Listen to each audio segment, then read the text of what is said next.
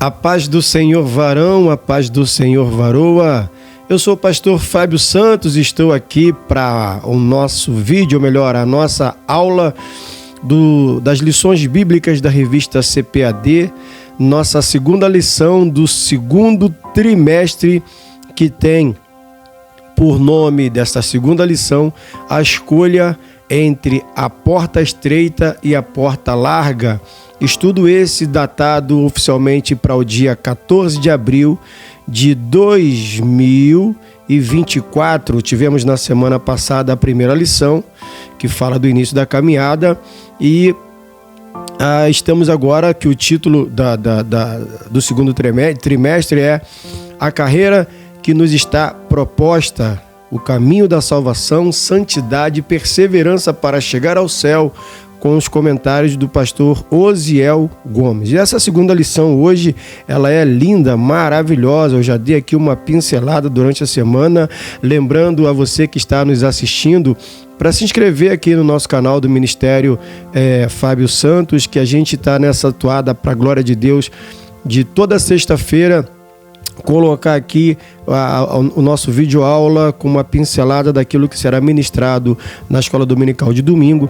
Haja visto que outros canais, no próprio domingo, eles colocam com uma semana antecipada alguns estudos, outros na segunda, na terça, enfim, cada um faz ali como bem entender, e são bons conteúdos, grandes professores, grandes ministros da palavra de Deus. Nós aqui, porém, por conta da correria do trabalho, a melhor data, o melhor dia que eu tenho são as sextas-feiras pela manhã, onde eu faço essa gravação. Se precisar, a gente dá uma reeditada, e durante qualquer horário da tarde, aí do meio da tarde das sextas-feiras, a gente sobe para o YouTube. Então, você que está assistindo, ainda que seja numa outra data, compartilhe o vídeo, se inscreva no nosso canal, deixe teu comentário. Se você quiser falar com a gente, manda um contato, a gente bate um papo, a gente ministra estudos na sua igreja, na sua casa, para o seu povo, para quem você quiser. A gente tira dúvida, manda pergunta, porque se a gente não souber, a gente pergunta para alguém que sabe, e a gente sempre consegue se ajudar. Tá certo assim? Que Deus possa nos abençoar para esta segunda lição, que é maravilhosa, e a gente já tem aqui como texto áureo assim: porfiai por entrar pela porta estreita, porque eu vos digo que muitos procurarão entrar e não poderão. Lucas, capítulo 13, versículo 24. Esse texto áureo é o texto que chama muita atenção nesse estudo, para que a gente preste muita atenção na palavra porta. A palavra porta, ela significa muito, principalmente nesse ensino que a gente vai ter, porque simboliza algo que vem sido recorrente desde aquela época de Jesus. Ele já vinha falando sobre isso, são palavras dele. E a gente tem visto portas largas que têm levado pessoas à perdição, e a porta estreita que tem levado pessoas a ter uma vida com Deus, enfim. Mas isso tem alguns desdobramentos de ensinamentos que foram feitos da maneira não adequada, não correta. Então tem gente que entende porta larga muito por um lado, e pior, entende porta estreita totalmente diferente daquilo que ela é. A gente vai debater isso, a gente vai ver isso aqui nesse estudo aqui, na nossa segunda lição, falando sobre porta larga e porta estreita. Então, a verdade prática, que é bem verdade, também diz assim: a porta estreita não é uma opção, mas a única alternativa disponível para o crente entrar no céu. Ou seja, a porta estreita, como Jesus disse, é o caminho que leva à salvação. Não é o caminho que garante a salvação. Vale a pena prestar atenção nesses detalhes dos escritos bíblicos. A porta estreita, como diz aqui na verdade prática, não é uma opção. Se você quer ir para o céu, se você quer estar com o Senhor, se você quer viver a vida eterna com Jesus, a porta estreita é o único caminho que te leva, que te conduz, que te direciona, que te mostra o caminho a seguir. É por aqui, você vai ali, não para a direita nem para a esquerda, segue por esse caminho. É estreito, é apertado, mas a ovelha precisa passar por caminhos estreitos, apertados, para que ela seja contada, para que ela não se perca, para ir para uma direção que o pastor quer que ela vá. Isso acontece com os rebanhos. E essa verdade prática, ela é bem verdade mesmo, que a porta estreita não é uma opção. Eu vou escolher um outro caminho para poder ir para o céu, vou escolher uma outra maneira. Tem muitas pessoas aí fazendo isso. Eu vou escolher um outro caminho para ir para o céu, porque todos os caminhos levam a Deus. Eu sempre ouvi isso. E depois que eu me converti, há 27 anos atrás, exatos 27 anos atrás, a gente sempre ouve as pessoas no nosso meio cristão evangélico falando das outras religiões, dizendo: todo mundo das religiões diz que todos os caminhos levam a Deus, mas nem todo caminho leva a Deus, aquela coisa toda. Mas a gente entende que você quer ter a salvação, quer estar com Cristo, a porta estreita não é uma opção. É a única alternativa que está disponível para você ir para o céu. Não tem outra disponível, não existe outra. Se por acaso, biblicamente, você descobrir alguma outra, faça contato com a gente, que vai ser bom a gente procurar saber para ver se a gente faz alguma coisa, mas biblicamente não tem. E a gente segue aqui a leitura diária, né, de segunda, quarta, quinta, sexta, sábado, que tem aqui. Sinceramente, irmãos, eu quero até pedir perdão aos amigos que já assistiram os outros vídeos e que estão assistindo. Eu havia até falado de fazer diariamente, por semana, a cada dia, né, diariamente, um vídeo falando sobre esses assuntos, mas é muita correria para poder parar e fazer com qualidade um devocional, porque às vezes você acorda, aí tem alguma coisa que acontece e aí você não calcula aquilo que vai acontecer, aí você passou um dia que não fez, para você parar no mesmo dia e gravar tudo. Eu particularmente não vejo que é saudável isso, sabe? Porque vejam só, eu posso parar hoje aqui, que eu ainda tenho um tempo até para o trabalho, depois que eu terminar esse estudo aqui, e gravar pelo menos 5 minutos de cada dia. Seria legal, mas fica uma coisa muito artificial, porque eu vejo que essa leitura diária aqui é o maná que Deus dá para cada dia. Eu aprendi isso quando eu me converti. Então eu acordava na segunda-feira de manhã e lia, por exemplo, como vai estar aqui, a ideia da porta estreita presente no Antigo Testamento, Provérbios 15, 24. Então sobre isso a gente passava o dia ruminando, discutia com os amigos, a gente voltava, à noite tinha um ensaio do louvor na igreja que eu me converti. Quando chegava lá a gente debatia o ponto da segunda-feira. Às terças-feiras eram cultos familiares. A gente debatia o que acontecia na terça-feira e assim eu aprendi. Então é muito superficial chegar simplesmente e gravar, enfim. Então vocês me perdoam, pode ser que a gente consiga um dia, esteja orando por nós, em nome de Jesus. A leitura bíblica em classe é Mateus capítulo 7, versículo 13 e 14 e capítulo 3, versículo do 1 ao 10. Vamos primeiro aqui com Mateus capítulo 7, versículo 13 e 14, que diz assim: Entrai pela porta estreita, porque larga é a porta e espaçoso o caminho que conduz à perdição, e muitos são os que entram por ela. Versículo 14 de Mateus 7. E porque estreita é a porta e apertado o caminho que leva à vida, poucos há que a encontrem. Mateus capítulo 3 agora, do versículo 1 ao 10. Diz assim, o primeiro versículo de Mateus capítulo de número 3. E naqueles dias apareceu João Batista no deserto da Judéia, e dizendo: Arrependei-vos, porque é chegado o reino dos céus. Porque este é o anunciado pelo profeta Isaías, que disse: Voz do que clama no deserto, preparai o caminho do Senhor, endireitai as suas veredas. E este João tinha a sua veste de pelo de camelo e um cinto de couro em torno de seus lombos e alimentava-se de gafanhotos e mel silvestre. E então ia ter com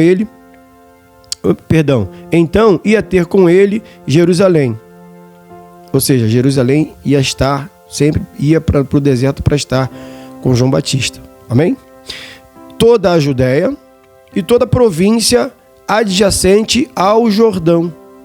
E eram por ele batizados no rio Jordão, confessando os seus pecados. Versículo 7. E, vendo ele muitos fariseus e dos saduceus que vinham ao seu batismo, dizia-lhes: raça de víboras, quem vos ensinou a fugir da ira futura? Produzi, pois, frutos dignos de arrependimento. Sério isso, né? E não presumais de vós mesmo, dizendo: temos por pai a Abraão, porque eu vos digo que mesmo dessas pedras Deus pode suscitar filhos a Abraão. E também agora está posto o machado à raiz das árvores.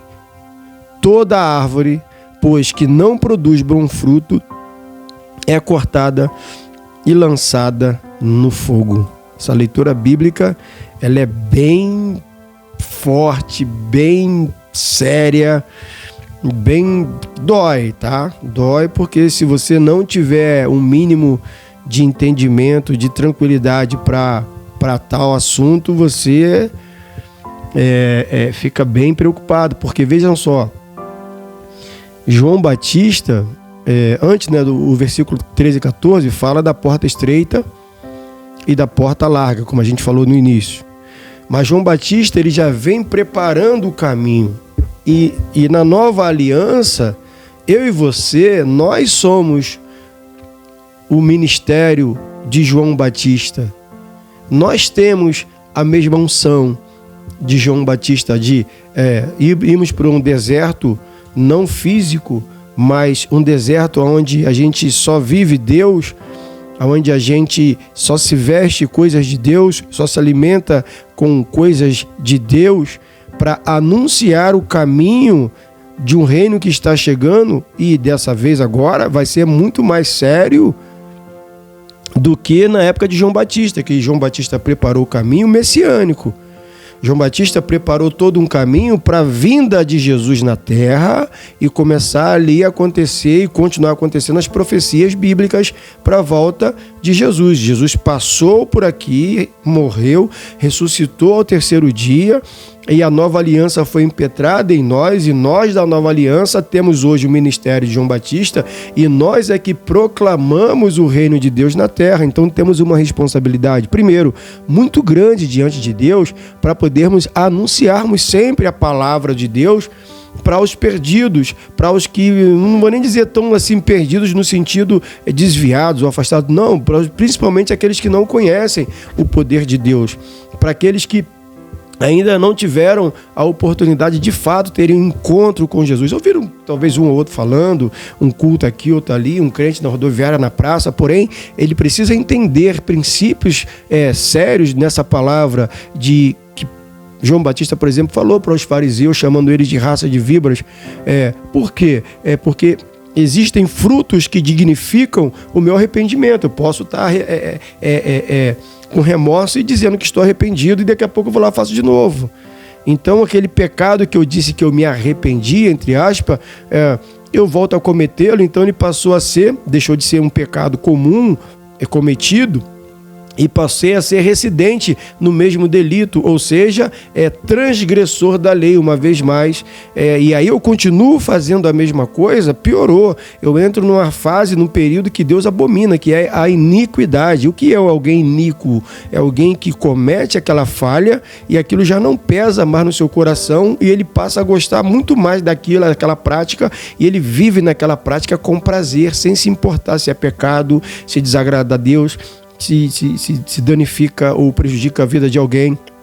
Ele vai fazendo porque ele quer fazer e pronto. E a Bíblia diz que ao se multiplicar, ao aumentar a iniquidade, ao se multiplicar a iniquidade, ao aumentar de maneira sobremaneira, pessoas com esse perfil de cometer ali as suas falhas e não voltar atrás, o amor de muitos vão se esfriar. Então, à medida que o amor esfria, a pessoa não liga para aquela situação pecaminosa que ela está vivendo, ela não produz nada digno de arrependimento. Então o amor esfria, ela começa a virar uma pessoa impiedosa, ela começa a virar uma pessoa sem esperança, automaticamente uma pessoa sem fé, e aí ele passa a ser uma pessoa sem crenças, sem credulidade. Então ela passa a agradar, a crer em si mesma. Deus é um mero nome que não tem poder, não acrescenta nada na vida dela, e automaticamente, partindo desse pressuposto, ela se perde na sua caminhada.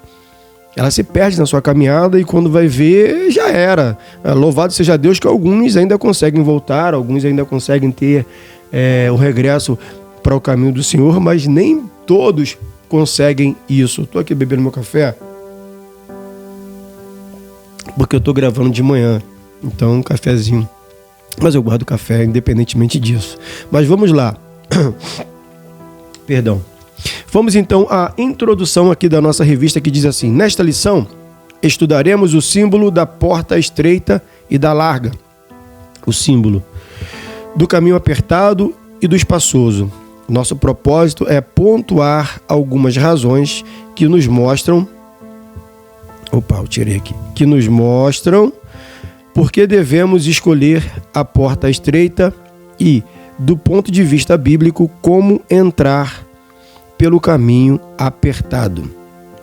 Nesse sentido, veremos que o início da nossa jornada deve levar em conta o caminho que nos conduz ao céu. Amém? Até aí? Então vamos lá. Número 1. Portas e caminhos. Número 1. A porta estreita. A ideia de uma porta estreita como caminho para a vida está presente tanto na literatura judaica quanto na cristã. Por exemplo, essa concepção é encontrada no Antigo Testamento, Provérbios 15, 24. Sabemos que a porta é uma entrada existente em um edifício ou um muro de uma cidade. Algo muito comum nos tempos antigos, em que a cidade era toda murada e ao redor todo o edifício havia uma porta estreita. Era por meio dessa porta que todos entravam e saíam da cidade. Porque a cidade ela era construída, e tem muitas passagens bíblicas que você lê as portas de Jerusalém, hinos que falam as portas de Jerusalém, a situação lá de Neemias, que foi para restaurar os muros de Jerusalém, porque uma cidade que a sua entrada, lembra desses filmes que tem épicos, medievais, que quando vai ter uma guerra, que alguém vai tomar a cidade, os arqueiros ficam lá de cima e o pessoal vem chegando, e para entrar naquela cidade, vem uns camaradas com a tora, vários deles, e bateram com a tora naquela porta, para que a porta se abra e eles entram, porque toda a cidade ela tinha um muro, e para entrar ali, aquela porta significava algo estreito, ou seja, era selecionado quem podia e não podia entrar naquela cidade. Haviam guardas ali guardando a entrada daquela cidade, havia olheiros no muro e sentinelas na torre vigiando quem viesse ao mais longe e se aproximassem dali. Eles avisavam quem estava embaixo: está vindo alguém, está vindo uma comitiva, e de acordo que ele tinha um olhar muito apurado, quem trabalhava lá em cima, que ele observava a cor da bandeira, ele sabia quem era, se era amigo ou se era inimigo que estava vindo ali para entrar no palácio. Então ele gritava lá de cima, mandava o recado, então a notícia chegava até o rei lá dentro para saber: olha, está chegando alguém aí, recebe ou não recebe, enfim, tinha todo um trabalho. Então esse muro significava uma porta estreita para entrar naquele lugar. Tem muitas cidades que a gente chega no Brasil afora, que quando a gente entra tem um arco simbolizando, seja bem-vindo na cidade tal. Aqui em Nova Friburgo tem alguns bairros, principalmente o bairro Maria Tereza, que é um bairro que tem aqui próximo, não tão próximo da minha casa, que eu moro aqui na região central, mas um bairro que tem aqui, que quando você vai chegando lá, tem uma entradinha à direita assim, na subidinha, tem um ponto de ônibus e tem um arcozinho assim, que você entra o bairro. Então, a porta estreita, nos tempos antigos, tinha essa simbologia de estreitar e selecionar ou apurar bem quem é que quer entrar por aquela porta. Uma cidade que não tinha isso, a porta era larga, todos entravam, saíam e não tinha nenhuma segurança. A cidade era saqueada, porque na época havia muitos saqueadores, enfim. Parte 2 do número 1 aqui. O caminho apertado. Falamos da porta estreita, agora o caminho apertado. Quando falamos do caminho apertado, apontamos para a conduta, a maneira de viver que evidencia salvação ou perdição. Nesse sentido, a linguagem figurada do caminho apertado, conforme Mateus 7, aponta para os que desejam a vida eterna. Não por acaso, a palavra apertado vem do verbo grego tibô, é isso mesmo? Triblo. É isso mesmo, não entendo muito bem de grego, mas deve ser isso. Se não for, me corrijam, por favor. Que significa prensar como uvas, espremer, pressionar com firmeza. Caminho comprimido, contraído. Metaforicamente, aborrecer, afligir, angustiar. Angustiar. Só um momento.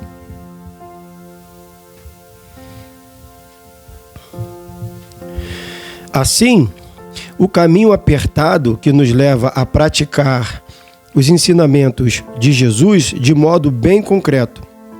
Amar os inimigos, não praticar a hipocrisia, acumular tesouros no céu, dentre outros princípios celestiais ensinados no Sermão do Monte, Mateus 5, do versículo 39 até o 48.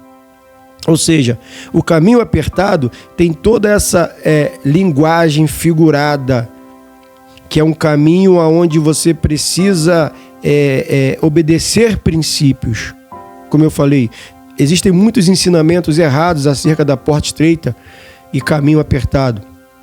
As pessoas falam, não, caminho apertado, lógico, aqui diz que pelo grego é afligir, é aborrecer, é você ter uma coisa espremida, pressionada, como se fosse prensando uva. O caminho é comprimido, sabe? É tudo muito complicado. Sim, porque fazer o certo é complicado. Fazer o correto é muito difícil. Andar de uma maneira digna é muito complicado para qualquer ser humano. Para qualquer ser humano. Ser honesto no mundo inteiro é muito difícil. Porque você sofre quando você consegue ser honesto. E situações em que você não consegue exercer tal honestidade, você fica mal porque você não conseguiu exercer aquilo. O mundo é corrompido por muitas questões. Haja visto que lá no Éden começou toda essa corrupção humana, quando abriram-se os olhos de Adão e Eva. E o caminho apertado diz que, olha só o que está escrito aqui, ó. Assim o caminho apertado é o que nos leva a praticar os ensinamentos de Jesus. Jesus tem muitos ensinamentos, principalmente o capítulo 5, 6 e 7 de Mateus, ali naquele sermão, entre outros, lógico, mas esses são mais emblemáticos, principalmente para nós da nova aliança, da graça. Quando a gente pratica o que Jesus ensinou, é um absurdo para muita gente querer entender como que você vai perdoar o inimigo, como que você vai orar por alguém que não vai com a tua cara. Olha o que ele fez com você, cara, olha o que ele fez com a sua filha. Olha o que ele fez com a sua mãe, olha o que ele falou da tua esposa, olha o que ele disse do teu irmão. Olha o que ele falou do teu pastor, olha o que ele está falando para todo mundo da sua igreja. Você ainda vai perdoar essa pessoa? Jesus me ensinou. Então o caminho apertado é pôr em prática. O capítulo no capítulo 7 de Mateus, lá na frente, não me lembro agora o versículo, lá para o finalzinho, 20 alguma coisa, que Jesus fala: se você não seja daqueles que praticam a hipocrisia, mas sejam daqueles que ouvem as minhas palavras e apenas não ouçam, põe em prática. Porque assemelhá-lo-ei ao que construiu a sua casa sobre a rocha, que por certo viria as tempestades, como veio, e vieram fortes, e a casa não caiu porque estava firmada na rocha. Então, quando a gente começa a pôr em prática ensinamentos de Jesus, o que acontece com a gente automaticamente é caminhar pelo esse caminho estreito, fazendo a vontade do Pai. E Jesus, por várias vezes, cita sobre isso: vocês vão me conhecer porque eu faço a vontade do Pai. Então façam vocês também a vontade do Pai. Eu faço a vontade daquele que me enviou. E eu pergunto para você que está em casa aí me assistindo, pelo computador, pelo celular, pelo algum corte, não importa. Quem é que chamou você? Quem é que te fez a chamada? Foi Deus? Então, pratique os ensinamentos de Jesus, porque a porta é estreita. Ele seleciona quem pode passar por esta porta para ele apertar no caminho, porque fazer o correto é muito complicado e difícil. Paulo disse isso. O bem que eu queria fazer, cara, é uma luta, é uma guerra, irmão, é difícil, cara. Como que é difícil fazer as coisas boas, agora as coisas ruins, as coisas erradas. Eu sou instigado todo dia a cometer um vacilo. Eu sou instigado todo dia a errar, e eu não estou dizendo isso, irmãos. Não é só para nós casados, que temos as nossas esposas, os filhos, os amigos do trabalho ali, que você convive todo dia, e a oportunidade de você se estressar e de você ter algum entreveiro com alguém é muito grande. Porém, também é um lugar com fartura de oportunidades de colocarmos em prática o que Jesus nos ensinou. Bom, né? Vamos lá. 3. Porta larga e caminho espaçoso. A porta larga é o caminho espaçoso, o caminho espaçoso. Vamos de novo. A porta larga e o caminho, os dois espaçosos, simbolizam uma vida sem compromisso com Cristo. Segundo o padrão do mundo, essa porta recebe muitas pessoas que expressam crenças e valores segundo a sua vã maneira de viver. Um caminho que tem seduzido muitos por meio da busca irrefreada do prazer e das ideias que negam a Bíblia como nossa única regra de fé e conduta. Juízes 21, 25. E que não desejam ajustar-se aos ensinamentos das Escrituras, João 7, 38. Ou seja, falamos do caminho apertado e da porta estreita. Mas a porta larga e o caminho espaçoso, o escritor aqui ele colocou apenas nesse tópico 3, que traz as duas explicações numa só. Não precisou do tópico 3 e 4. Ele sintetizou aqui junto, dizendo: a porta larga e o caminho espaçoso simbolizam a falta de compromisso com Cristo. A pessoa que vive na porta estreita é uma pessoa que ela quer as benfeituras, as coisas boas que Cristo pode proporcionar na vida dela. Ela quer que tudo na sua vida ocorra da maneira em que ela busca, do que ela quer. Já viu? Aqui em Nova Friburgo não tem muito isso, mas no Rio de Janeiro, você abrir o jornal na capital, e se você andar em algumas ruas do Rio de Janeiro, você vê pintado em algumas paredes assim: Madame alguma coisa, pai de algum, seu chum, sei lá o que, cartomante, sei lá o que,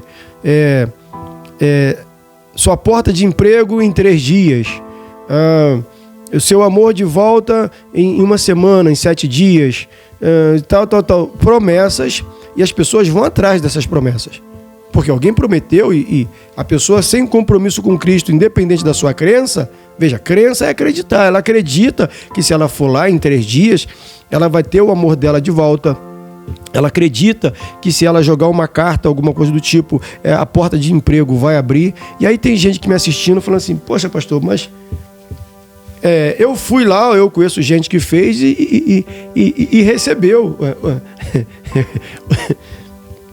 O que é isso? É lógico, o espírito de engano ele existe. Então, para que você continue sempre atrás, ele vai precisar fazer, pelo menos a cada 1 milhão, fazer 1 ou 2. Para que as pessoas continuem indo lá. Não só as que precisam desesperadamente de uma resposta, mas os que praticam ali como interlocutores desse evento. Por exemplo, se não der certo para pelo menos uma pessoa a cada 1 ano, não tem razão de existir a cartomante. Entende? Então, é o caminho espaçoso, a porta larga, porque as pessoas vão acreditando nessas coisas e não vão tendo compromisso com Cristo, não vão tendo compromisso com Jesus. Então, elas vão ao culto, fazem campanha, que as igrejas prometem nas campanhas. Veja se não é igual.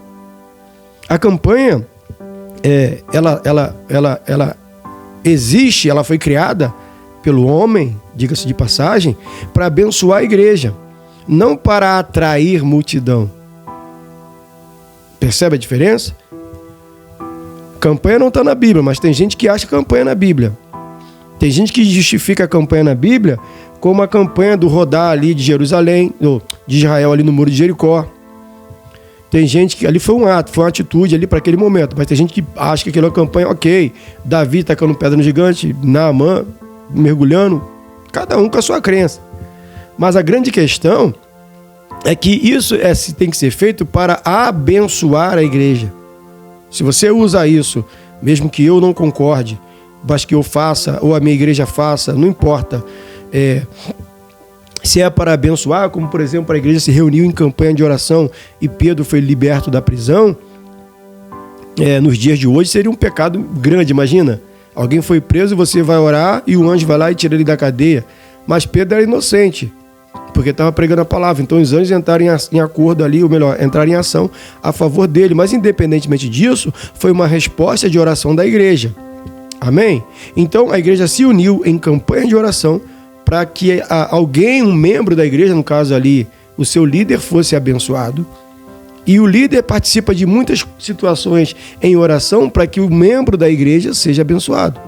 Isso é lícito, muito maravilhoso, é lindo. Eu particularmente participo de várias coisas assim. Agora, quando eu faço a campanha com o único intuito de encher a igreja, eu começo a prometer coisas que, pelo nome da campanha, parece que vai ser fácil da pessoa alcançar. Mas a pessoa vê aquilo ali, e a gente que promove tal campanha, a gente não observa que a pessoa não tem compromisso com Cristo. Como que em nome de Jesus ela vai obter alguma segurança, alguma vitória? Não tem como.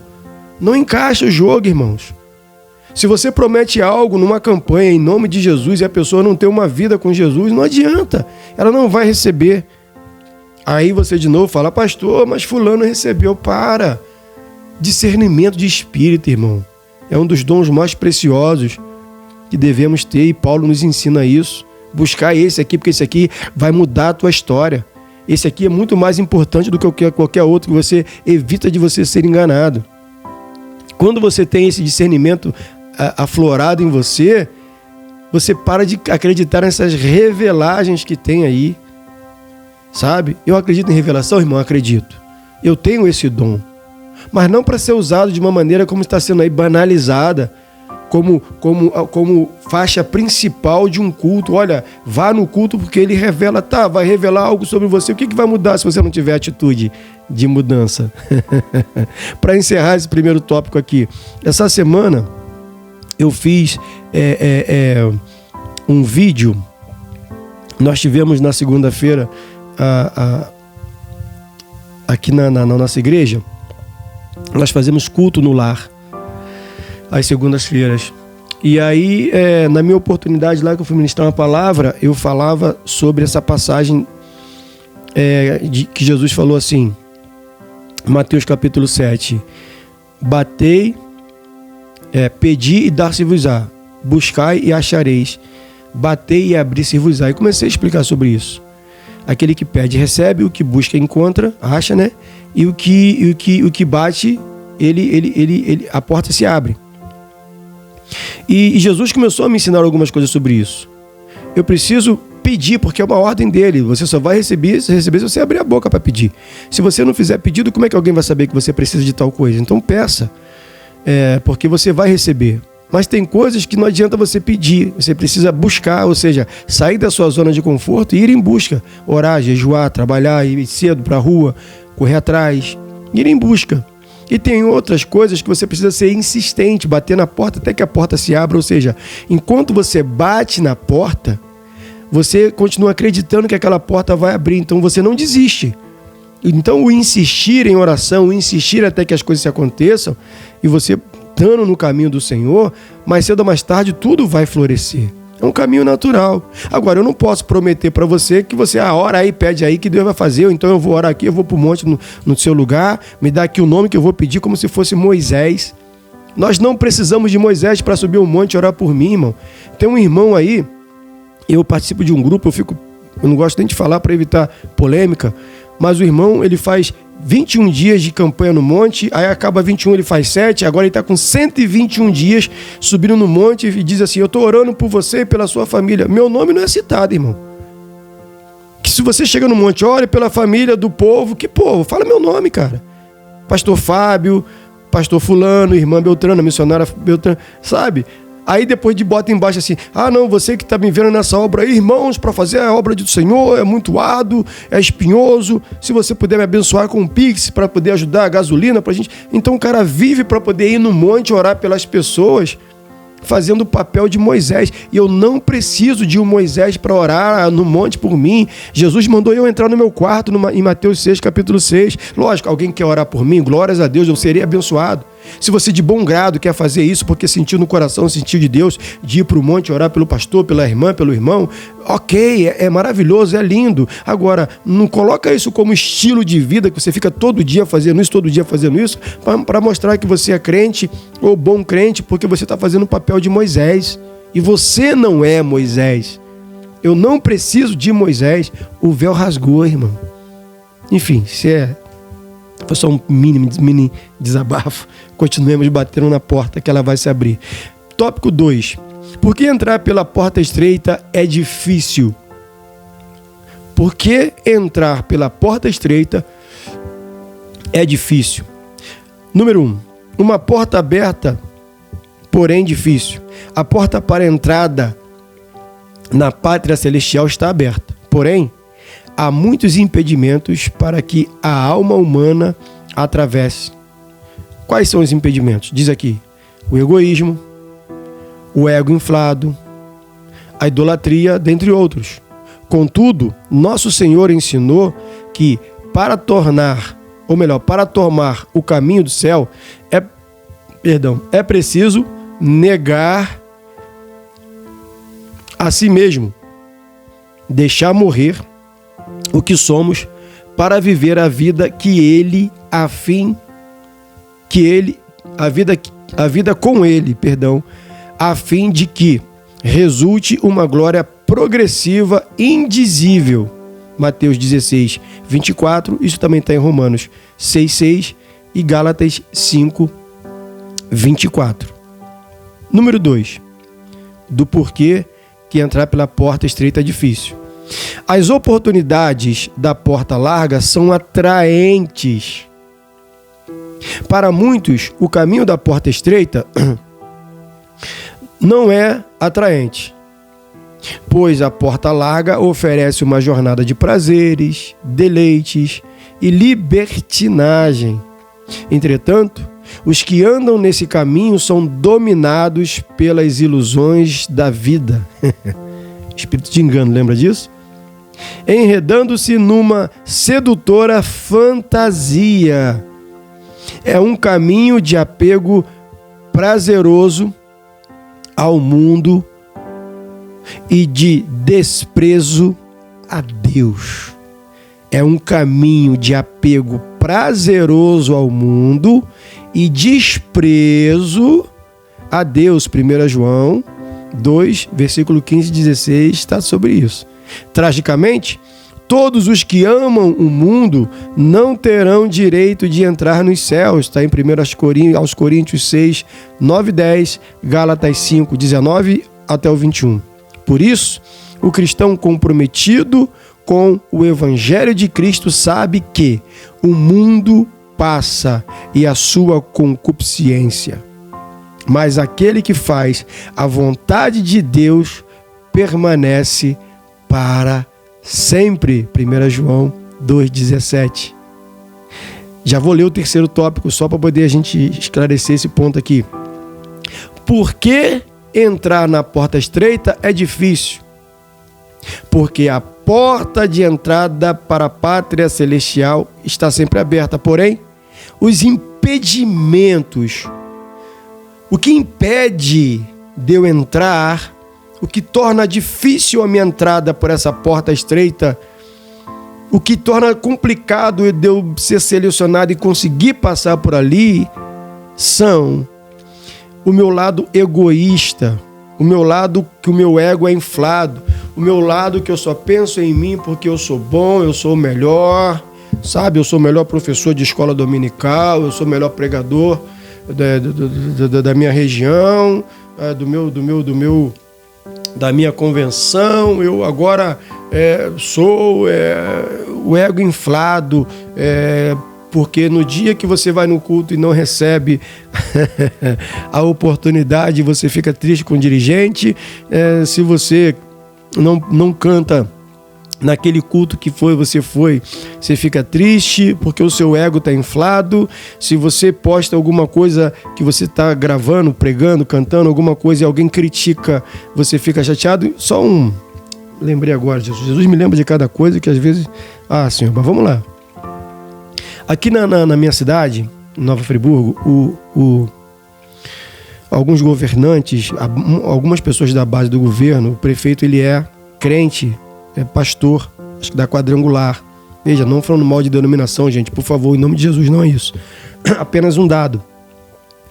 Teve umas postagens no Instagram aqui, de notícias, colocando situações do prefeito. Uns colocam boas coisas que ele faz, outros nem tantas coisas boas que ele faz, mas colocado lá. Teve um comentário que me chamou a atenção, inclusive ontem eu estava lendo esse comentário. A pessoa escreveu assim: poxa, esse prefeito ele só dá entrevista a órgãos, a páginas de pessoas que o bajulam. Quem o criticam por fato, verdade de coisas que ele está errando, ele não dá entrevista. Por quê? Porque o ego inflou, irmão. O cara está no poder. Eu não estou aqui falando mal do governo, nem do governante. Mas quando você está à frente de alguma situação, você não olha mais para cima. Você só olha para baixo. Então você dá atenção apenas àqueles que vão falar bem de você. Esses merecem a atenção desse governante. Aqueles que criticam esse governante, ele não vai nos podcasts, ele não vai nos programas de rádio, porque ele vai ser questionado. Ele não quer ser questionado. Então, isso é orgulho. Não permite entrar na porta estreita. Está dizendo aqui. Idolatria. Não é só você adorar a imagem e outros deuses.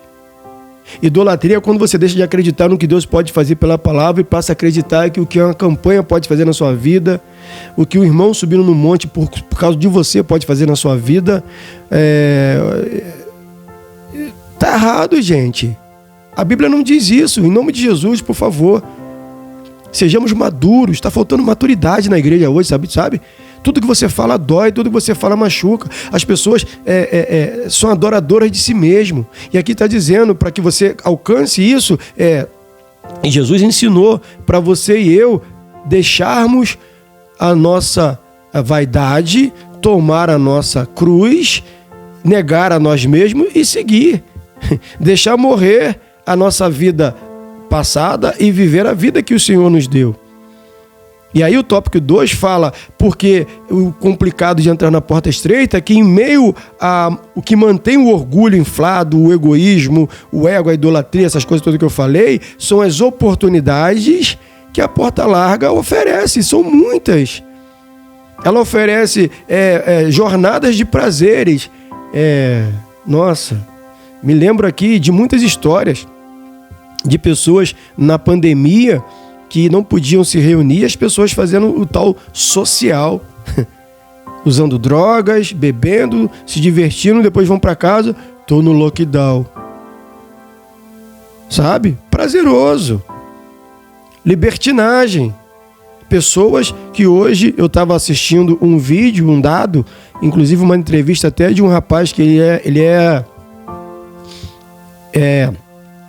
ex-ator pornô, e foi feita uma pergunta a ele, e ele dizia que ele parou de fazer filme pornô porque hoje não paga tão bem como antes. Porque hoje tem muita gente consumindo, então tem muita gente fazendo. Qualquer um pode pegar uma câmera e fazer em casa, e isso não dá dinheiro para ninguém e tira o trabalho deles. Foi o que aconteceu, desvalorizou a profissão. Olha que louco. O consumo da pornografia aumentou. E aí o ator pornô não pode mais fazer porque ele não ganha bem, ganha pouco. São as ofertas da porta larga e o caminho espaçoso. Vamos passar aqui para a parte 3, que isso... Ai, Jesus, o mundo de fato, irmãos, está perdido, a gente sabe disso. Por isso, lá no início eu falei, nós somos o João Batista de hoje. Nós temos essa incumbência de proclamar o caminho para que Jesus chegue até nós. Nós temos essa obrigatoriedade de, assim como João Batista, pregar a verdade e pregar o evangelho de arrependimento. Para que as ofertas que são atraentes da porta larga não atraiam mais essas pessoas, porque quando elas olham para a porta estreita, meu Deus, aqui está muito melhor para mim, porque veja, eu posso continuar fumando, bebendo, prostituindo, vacilando, mentindo, roubando, defraudando, tirando onda, e ainda vou para o culto e recebo alguma bênção. Eu vou na missa, eu recebo alguma coisa. Não, eu vou no centro, ali na sessão, recebo alguma coisa. São as crenças das pessoas. Está dessa forma. Que Jesus tenha misericórdia. Mas vamos lá para a parte 3, o tópico 3 aqui da parte 2. Por que entrar pela porta estreita é difícil? 3. As razões das exigências. Diferentemente da porta larga e do caminho espaçoso, a porta estreita e o caminho apertado requerem uma transformação, preste atenção, interior. Uma mudança de dentro para fora. A exigência, a mudança, as coisas que vai fazer com que a gente entre na porta estreita é a gente permitir uma mudança de dentro para fora. Uma decisão pessoal e uma disposição em seguir na contramão da maioria. Ou seja, a gente vai precisar ser transformado no interior. Então temos que ter uma decisão pessoal. Eu decido pessoalmente, independente das pessoas. Eu não quero saber o que ele pensa, o que ela pensa, o que ela faz. Eu decido ser assim. Daniel disse, não, nós, se o Senhor permitir, a gente não quer se alimentar com as iguarias do rei. Nós preferimos comer legume. E o Senhor vai ver que a gente vai ficar tranquilo, vamos ficar bem. Eu decido comer e não me misturar. Tem gente que faz, mais ensinamento. Jesus está mandando, a gente vai falando. Tem gente que faz o jejum de Daniel, vou comer só legume. E fica fraco. Eu já tive muitos relatos sobre isso. Rapaz, estou fazendo aquele jejum de Daniel, cara, só comer legume. Tem hora que dá uma fraqueza, lógico, o seu corpo está acostumado a receber a proteína da carne, a proteína do arroz, do macarrão, do carboidrato, uma série de coisas. Você corta, o seu corpo vai sentir. Mas na Bíblia diz que eles ficaram... Não, cara, porque na Bíblia eles não comeram do que o rei estava oferecendo, que era uma iguaria, era algo bom, bonito, gostoso, mas sacrificado a ídolos. Por isso eles não se contaminaram com aquilo. E Deus compensou a proteína que eles precisavam para o corpo toda nos legumes, porque vinha da terra. E eles não consagravam o que vinha da terra aos ídolos. É por isso que Daniel comeu legumes. E às vezes, quando você só come legumes, você passa mal. Lógico, só o legume não tem os nutrientes que precisa para aquilo que a gente já vê anos e anos comendo carne de porco, mocotó, galinha, bife, quando dá bife, dinheiro para comprar bife, mas enfim. Então, a gente precisa ter uma decisão pessoal e uma disposição em seguir na contramão da maioria. A maioria das igrejas fazem assim, mas está dando certo. Tá, tenta fazer igual. Se for de Deus, amém. Se não for, é contigo mesmo. Não, mas a maioria hoje vota no Bolsonaro porque ele é de direita e o pessoal de direita luta pelos valores cristãos. Irmão, misericórdia. Nós não somos nem direita e nem esquerda. Nós somos de Cristo. Nós não temos lado político. É bem verdade que uma classe política é bem contra a Bíblia e a outra é mais bem a favor da Bíblia. Isso, lógico, me dá um padrão de escolha dentro dos meus princípios. Agora, dizer que o que é a favor da Bíblia é a única opção de melhoria, é só você analisar os erros cometidos, porque são seres humanos. E você vai observar que, para entrar na porta estreita, esses políticos, desse lado que defende o lado da Bíblia, têm ali o seu ego inflado, são egoístas, se acham pastores melhores do que todo mundo. Hoje o que tem de crente se filiando ao partido do Bolsonaro para poder ganhar a eleição, irmão, para poder ter uma cadeira política. Para, misericórdia, misericórdia. Quero nem entrar nesse mérito. Se você quiser me criticar, fica à vontade nos comentários, mas para mim não dá. É muita covardia com o povo de Deus. Vamos continuar aqui. Onde eu parei? Sim, a maioria.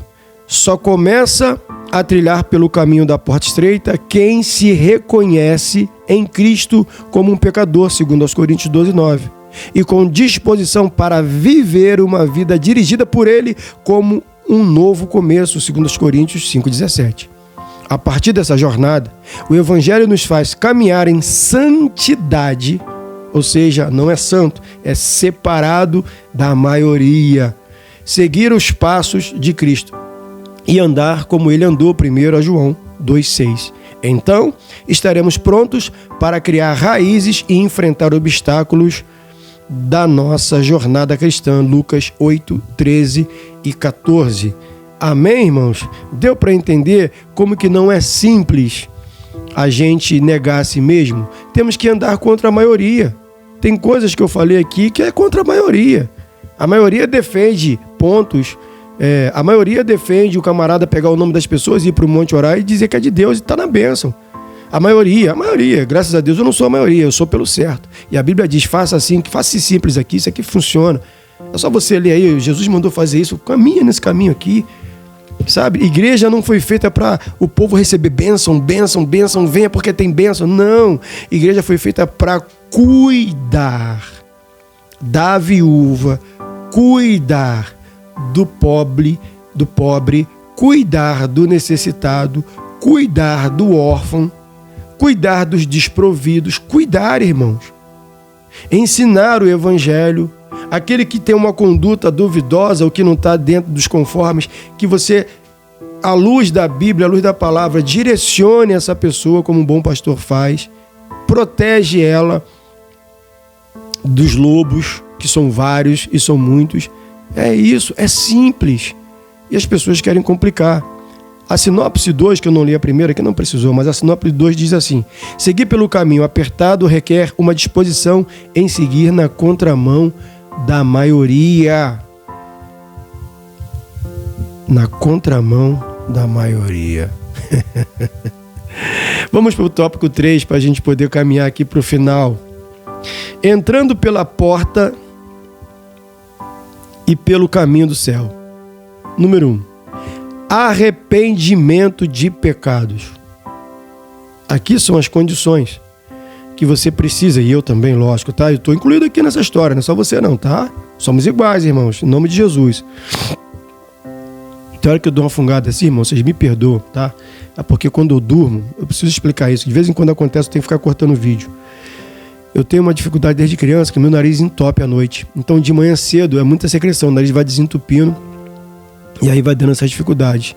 O melhor horário para eu gravar é à noite, mas à noite o vizinho embaixo faz barulho, às vezes eu estou cansado, chego da igreja, uma coisa ou outra, horário de madrugada, enfim. Então me perdoe, mas vocês entenderam, em nome de Jesus. Vamos lá. Entrando pela porta e pelo caminho do céu. Aqui não é nenhuma receita, mas é um apontamento, é uma direção, é uma orientação para que você possamos fazer para seguirmos. Diz assim: número 1, arrependimento de pecados.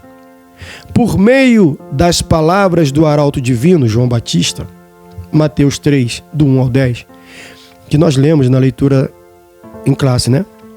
A mensagem pregada por ele para entrar no reino de Deus é o arrependimento.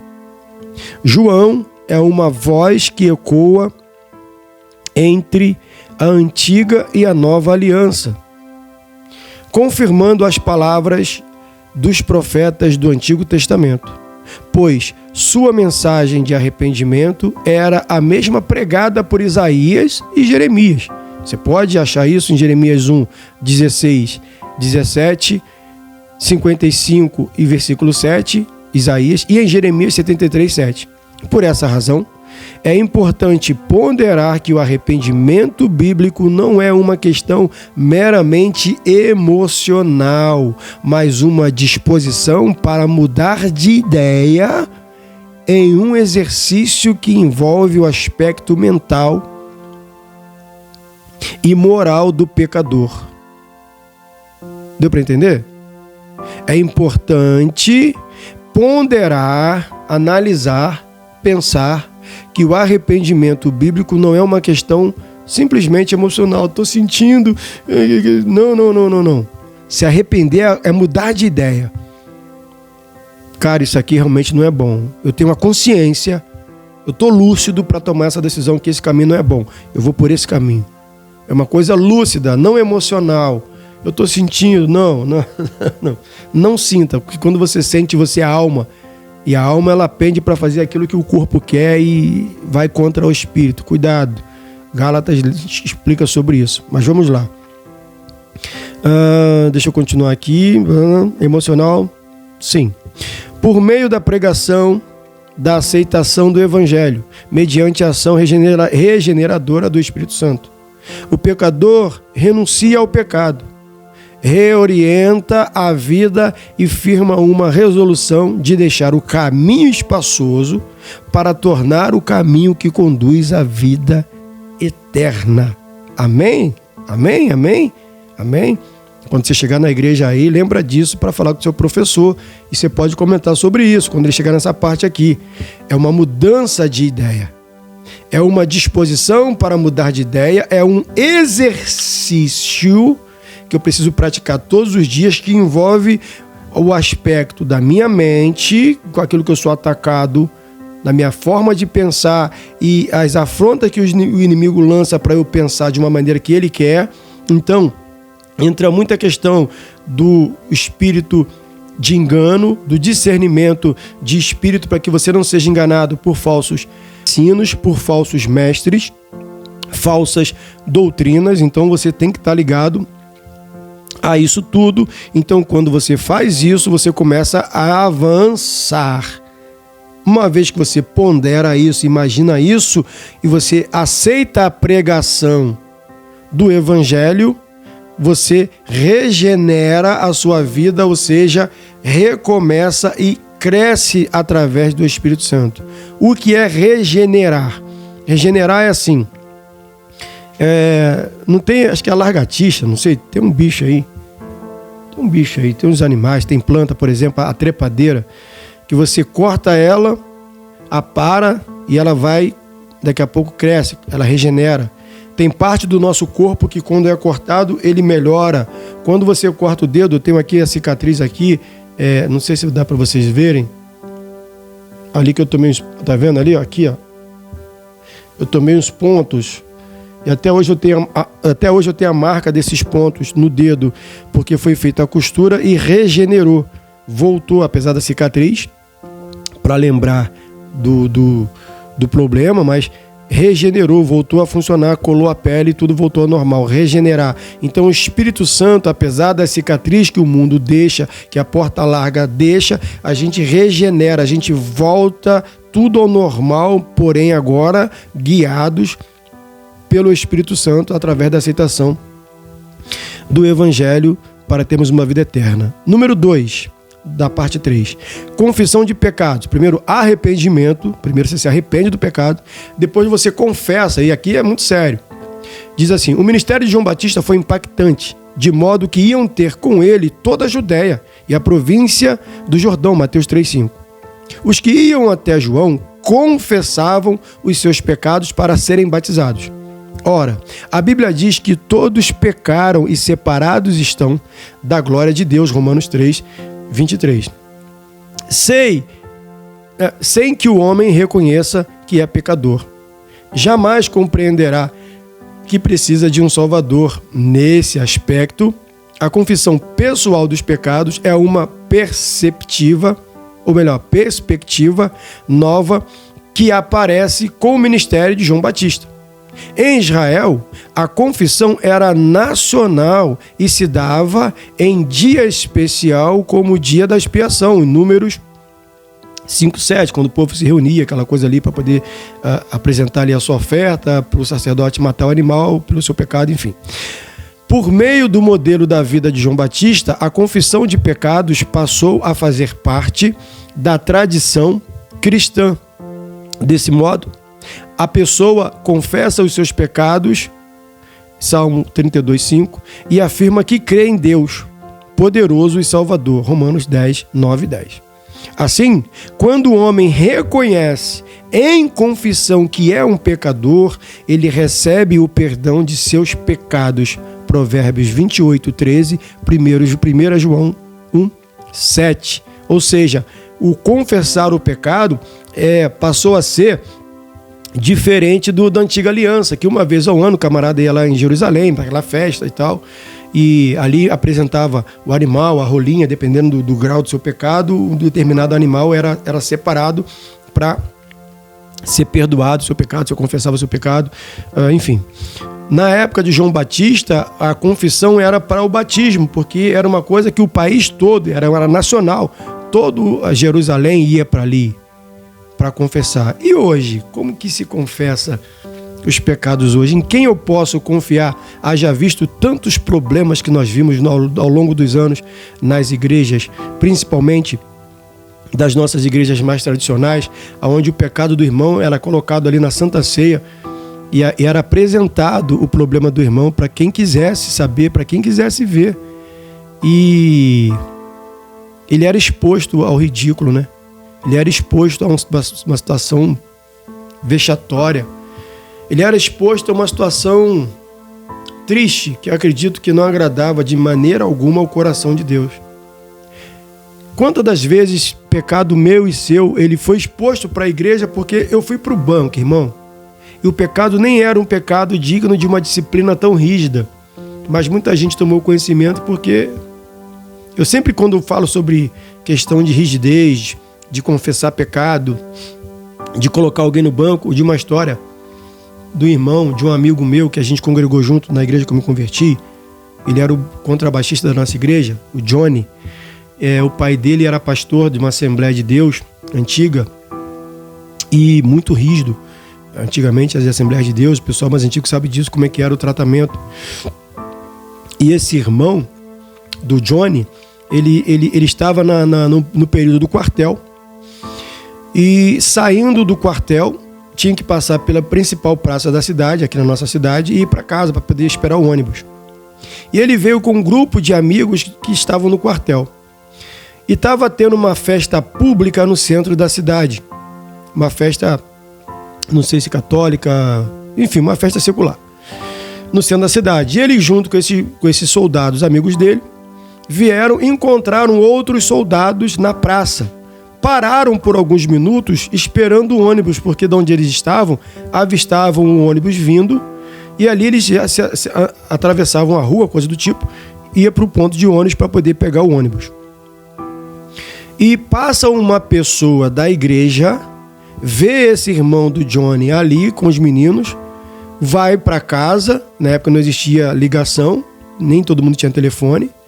Ela vai à casa, ou de alguma maneira vai ao pastor, que é o pai do rapaz, e fala: olha, eu vi o fulano de tal na festa tal, no centro da cidade, com várias pessoas.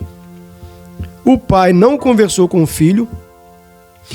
No dia de Santa Ceia, o menino vai todo bobo para a igreja, é colocado no meio da igreja e é exposto à situação do rapaz, que não pôde nem se defender, e o rapaz foi excluído da igreja. Quando o Johnny me contou isso, ele chorava, porque já havia quase 30 anos desse acontecido, que o irmão era bem jovem e o irmão nunca mais voltou para a igreja. Hoje eu não sei como é que tá, mas na época, ele me contou isso há 25 anos atrás, mais ou menos. O irmão já estava há 20 e poucos anos, já afastado dos caminhos. Não precisa falar mais nada, né?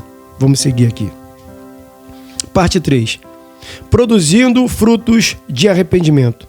Para João Batista, o batismo e a confissão somente seriam as provas verdadeiras da mudança da vida. Era preciso apresentar frutos na vida como a marca de um arrependimento sincero. Em Lucas, podemos contemplar frutos concretos que João Batista esperava de quem se arrependesse. Quais eram os frutos? Honestidade, misericórdia, respeito às autoridades, dentre outros, Lucas 3, 11 ao 14. Isso era a prova de que a natureza da pessoa havia sido verdadeiramente transformada. Portanto, uma pessoa que teve um encontro verdadeiro com Jesus produzirá frutos dignos de arrependimento, uma nova forma de pensar, agir, um novo estilo de vida. Mateus 3, versículo 2, capítulo 21, versículo 29, Marcos 1, 15 fala sobre isso. E a sinopse 3 aqui, muito interessante. O verdadeiro encontro com Jesus produz no crente frutos dignos de arrependimento. O verdadeiro encontro com Jesus me faz olhar para dentro de mim e falar: eu preciso me arrepender, cara. De verdade. Porque isso aqui que eu estou fazendo... Cara, eu converso muito com a minha esposa e ela aponta muitas coisas minhas que eu peço para ela de fato apontar, porque tem erros que a gente comete que, se alguém não falar, a gente continua cometendo, mas ela fala em amor. Alguns outros amigos meus me conhecem e me corrijam em amor. Porque tem pessoas que me abraçam, me dão tapinha nas costas e quando viram, elas me criticam, porque elas não me conhecem de verdade. Eu costumo dizer que quando eu estava no mundo, os defeitos e os pecados que eu tinha era de 0 a 1000. O que eu cometia 1000 vezes durante 30 dias, hoje eu cometo 5, 6 vezes durante 30 dias. Nossa, é uma mudança radical, tá? De você deixar de praticar aquilo 1000 vezes para praticar 5, porque ainda está em mim. É porque eu ainda sou pecador. Eu sou criticado de uma maneira pesada por ser pastor e cometer essas 5 vezes. Mas quem convive comigo e me conhece sabe a luta que eu tenho para cometer isso apenas 5 vezes. E de uma maneira involuntária, que eu nem me toquei que eu cometi isso 5 vezes. Aí é necessário a minha esposa, a minha filha, alguns amigos serem verdadeiros comigo. Olha, você deu mole ali. Poxa, você foi intransigente ali. Olha, ali você foi arrogante. Olha, ali você foi um pouco soberba, ali não precisava você falar o que você falou.